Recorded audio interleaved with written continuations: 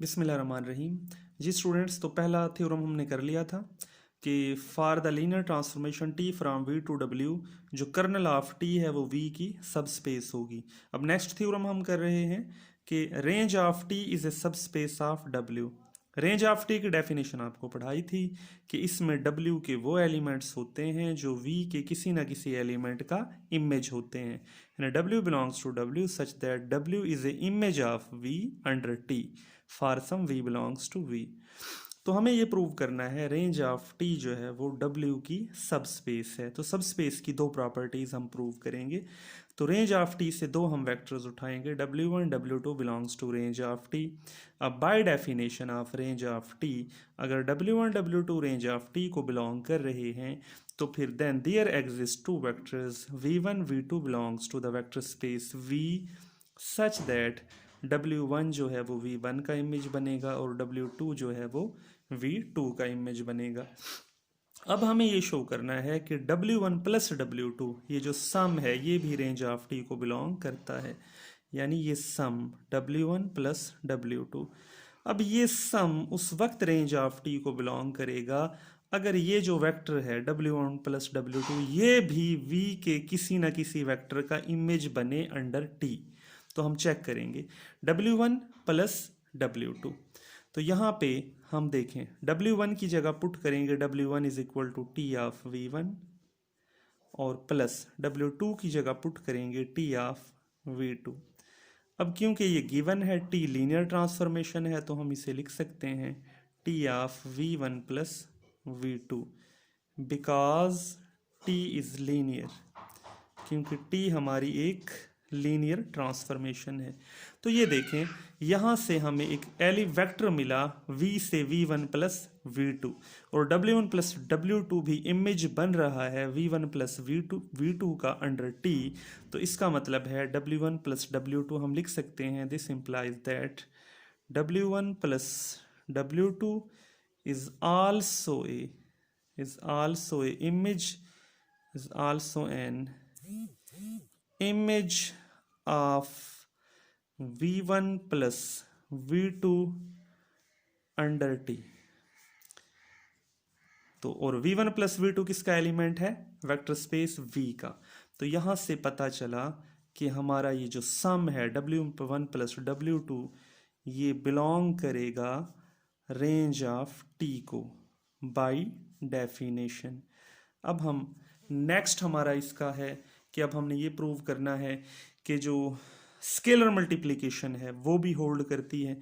तो लेट हम एक स्केलर लेंगे, let alpha belongs to the field F and और एक वेक्टर उठाएंगे हम रेंज ऑफ टी से, let W belongs to range of T. फिर बाय डेफिनेशन अगर ये डब्ल्यू रेंज ऑफ टी को बिलोंग कर रहा है तो इसका मतलब है देन देयर एग्जिस्ट एक vector, then there exist a vector v belongs to v such that t of v is equal to w। जाहिर है w रेंज ऑफ t से बिलोंग कर रहा है तो लाजमी w v के किसी ना किसी वेक्टर का इमेज बनेगा। अब हमें ये शो करना है कि अल्फा w जो है ये भी रेंज ऑफ t को बिलोंग करता है। अब alpha w range of T को उस वक्त बिलोंग करेगा जब अल्फा w भी v के किसी ना किसी एलिमेंट का इमेज बने। तो अल्फा w, अब अल्फा w को हम लिख सकते हैं अल्फा w की यहाँ से वैल्यू पुट करेंगे t ऑफ v। अब क्योंकि t लीनियर है तो हम इसे लिख सकते हैं अल्फा स्केलर है t ऑफ अल्फा v। तो ये हमने इसलिए लिखा बिकॉज t इज लीनियर, क्योंकि t हमारी एक लीनियर ट्रांसफॉर्मेशन है। तो यहां से हमें पता चला कि अल्फा w भी इमेज बन गया अल्फा v का, और अल्फा v किसका एलिमेंट है? वेक्टर स्पेस v का। तो इसका मतलब हुआ यहां से पता चला कि alpha w is also an image of the vector alpha v under t, under the mapping t। तो यहां से हम लिख सकते हैं दिस इंप्लाइज दैट जो अल्फा w है वो बिलोंग करेगा रेंज ऑफ टी को। अब दोनों प्रॉपर्टीज सेटिस्फाई हो चुकी हैं, तो यहाँ से हमें पता चला, तो देयरफॉर हमारी जो रेंज ऑफ टी है, range of T is A subspace of W, is a subspace of the vector space W। जी, तो थ्योरम की स्टेटमेंट है हमारे पास, late T from V to W be a linear transformation,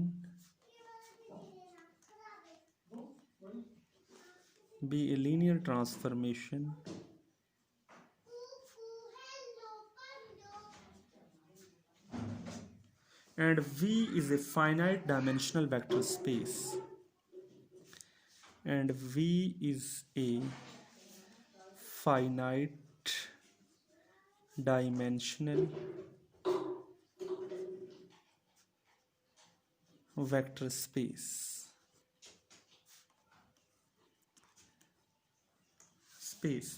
then dimension of the vector space V will be equal to dimension of kernel of T plus dimension of range of T। ये हमारे पास theorem है, आपने सिर्फ इसकी statement को याद रखना है, और ये बहुत इम्पॉर्टेंट थ्योरम है हमारा। फिर बता दूं कि T हमारी लीनियर ट्रांसफॉर्मेशन है वेक्टर स्पेस V से वेक्टर स्पेस W में।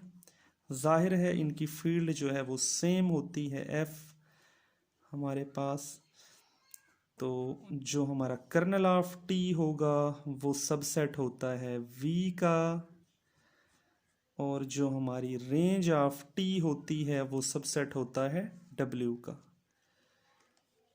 तो यहाँ पे वो हमसे ये कह रहा है कि अगर एक लीनियर ट्रांसफॉर्मेशन है T वेक्टर स्पेस V से W में, और V हमारी फाइनाइट डायमेंशनल वेक्टर स्पेस है। फाइनाइट डायमेंशनल वेक्टर स्पेस का मतलब है उसके डायमेंशन में फाइनाइट नंबर ऑफ एलिमेंट्स होंगे। डायमेंशन हम पहले पढ़ चुके हैं। तो वो कहता है जो V की डायमेंशन होगी वो इक्वल होगी dimension of kernel of T plus dimension of range of T।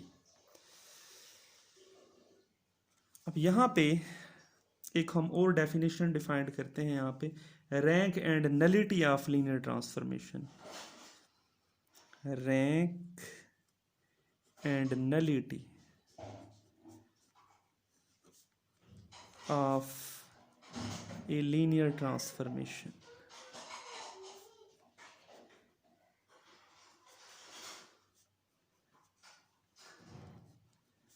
Rank and nullity of A linear transformation, ये दो डेफिनेशंस हैं। सबसे पहले नलिटी।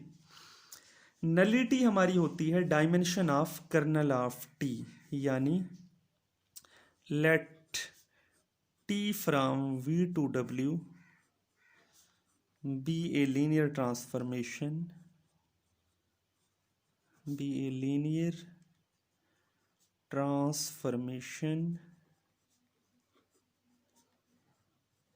देन फिर यहाँ से जो हमारी कर्नल ऑफ टी है, कर्नल ऑफ टी की जो डायमेंशन होगी वो कहलाती है नलिटी। नलिटी ऑफ टी यानी NULLITY। Nullity of T defined इस तरह होती है, this is dimension of kernel of T.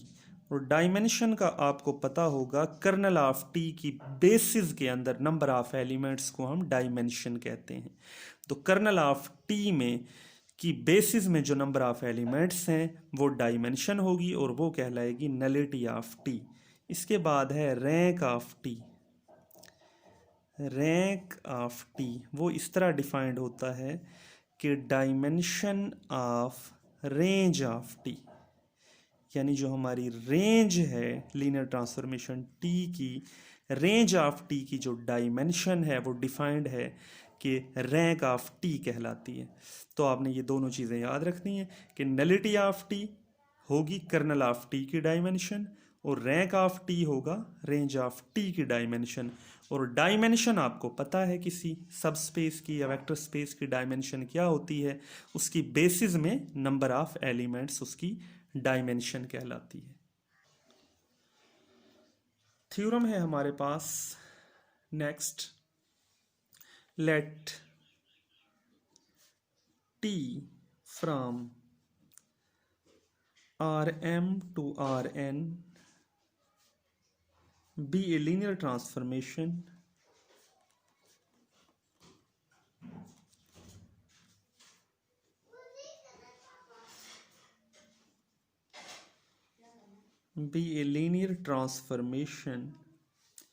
defined by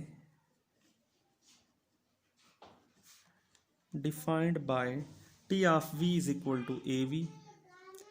T of V is equal to AV, where the vector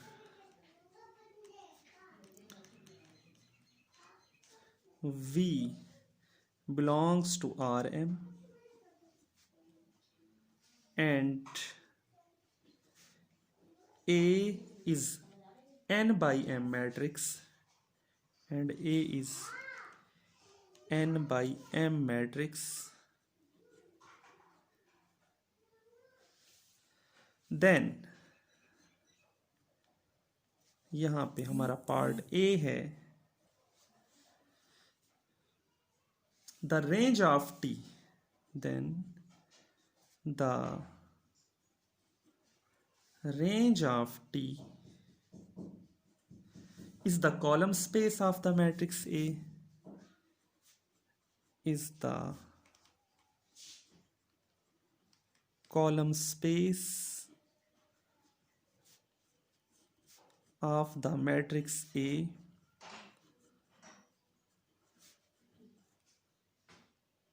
and the rank of T is the rank of the matrix A, and the rank of T is the rank of the matrix A, is the rank of the matrix A। और इसका B part है कि the kernel of transformation T, the kernel of T is the null space of the matrix A, is the null space of the matrix A, and nullity of T, and the nullity of T is the dimension of null space of A, is the dimension of null space of A, null space of the matrix A। It is very important theorem।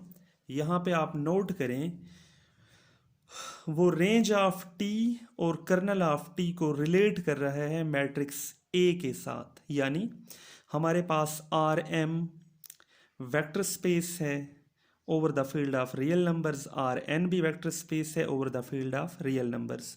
Are M जाहिर है इसके हर vector में M tuples होंगे और R N के हर vector में एन टुपल्स होंगे। तो कहता है टी आर एम से आर एम में एक लीनियर ट्रांसफॉर्मेशन है और डिफाइंड इस तरह से है कि T of V is equal to A V. तो आप याद करें ये हमारा ए जो है ये कहलाता है मैट्रिक्स ऑफ लीनियर ट्रांसफॉर्मेशन। यानी हमारे पास जो लीनियर ट्रांसफॉर्मेशन है अगर उसका जो मैट्रिक्स ऑफ लीनियर ट्रांसफॉर्मेशन होगा ए, उसके हवाले से ये दो हमारे पास थ्योरम्स की स्टेटमेंट्स हैं कि अगर हमारे पास ए मैट्रिक्स ऑफ लीनियर ट्रांसफॉर्मेशन है तो फिर ए जो मैट्रिक्स बनेगा उसका ऑर्डर होगा n क्रॉस m। ये याद रखिएगा, ए का ऑर्डर होगा n cross m। m cross n नहीं होगा बल्कि रिवर्स होगा। ऑर्डर ऑफ ए जो है वो होगा n क्रॉस m। वो कहता है जब हम t का matrix of linear transformation find कर लेते हैं a, तो फिर वो रिलेट कर रहा है कि देन जो रेंज ऑफ t होगी, यानी इस लीनियर ट्रांसफॉर्मेशन t की जो रेंज होगी वो एक्चुअली होगी is the column space of the matrix A। इस मैट्रिक्स A की कॉलम स्पेस होगी, जो हम पहले पढ़ चुके हैं।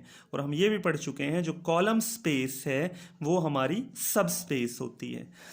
एंड फिर वो कहता है जो रैंक ऑफ t है वो क्या होगा, t का रैंक ऑफ t होगा is the rank of the matrix A।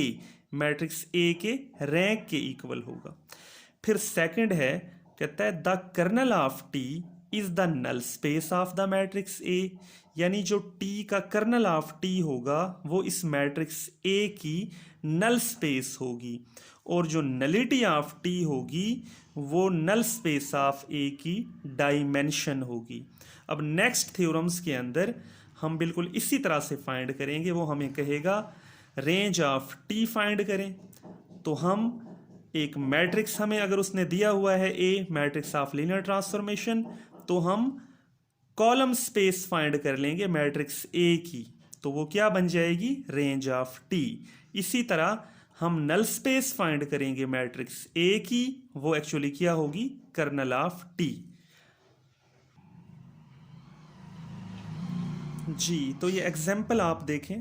वो कहता है कि determine kernel of T where T is a linear transformation from R3 to R3 is defined by Tx is equal to Ax and A is given by A is this is a matrix of order 3 by 3।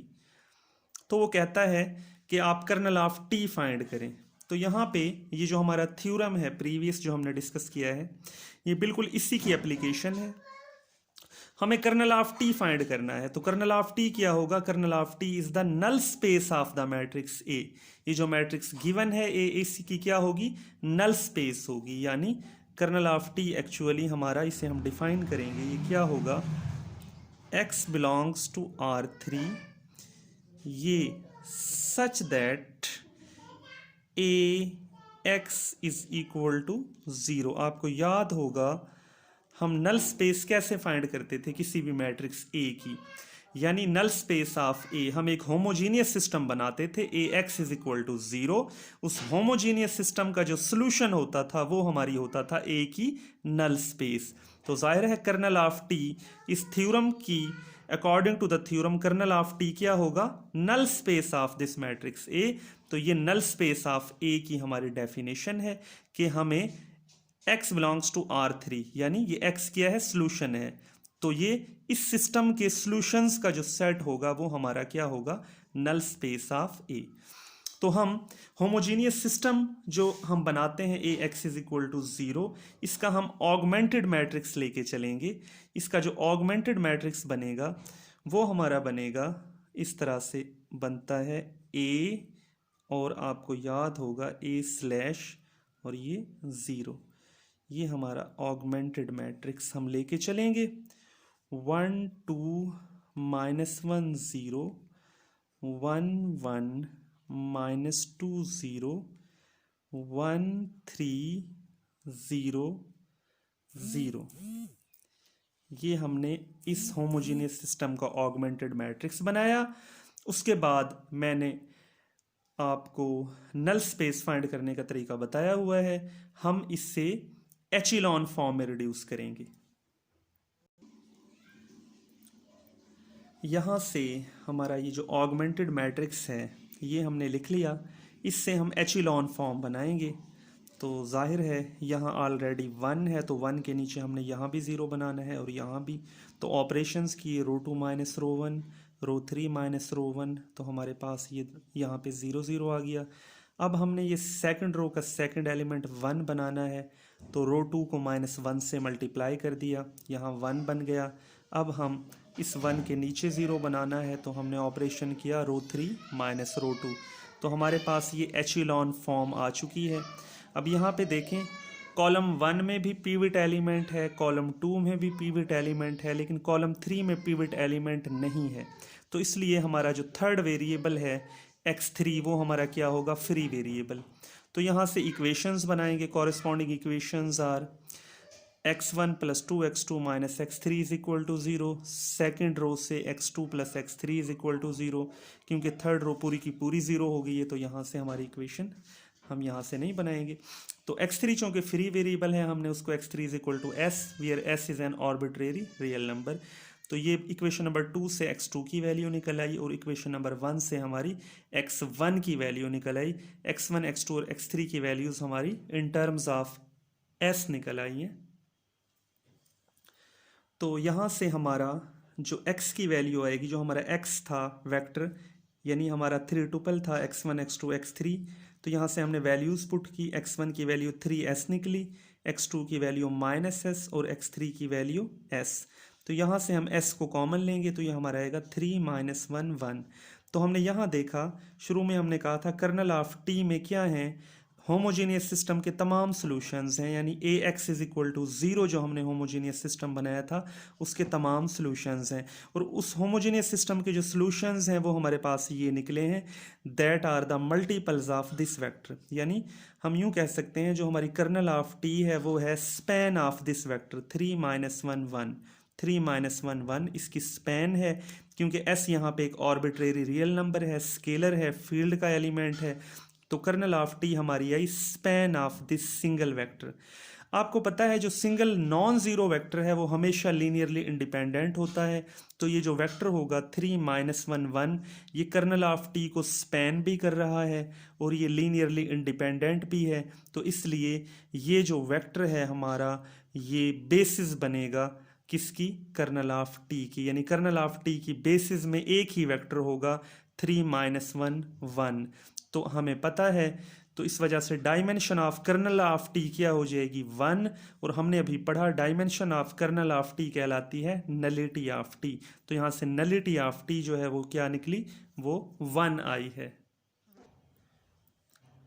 Students, आपने इन तमाम questions को solve करना है अपनी book से। जितने भी questions हैं आपके कर्नल ऑफ टी जहाँ फाइंड करने को कहा गया है इससे रिलेटेड, तो नेक्स्ट लेक्चर के साथ फिर आपके साथ मिलेंगे। अल्लाह हाफिज़।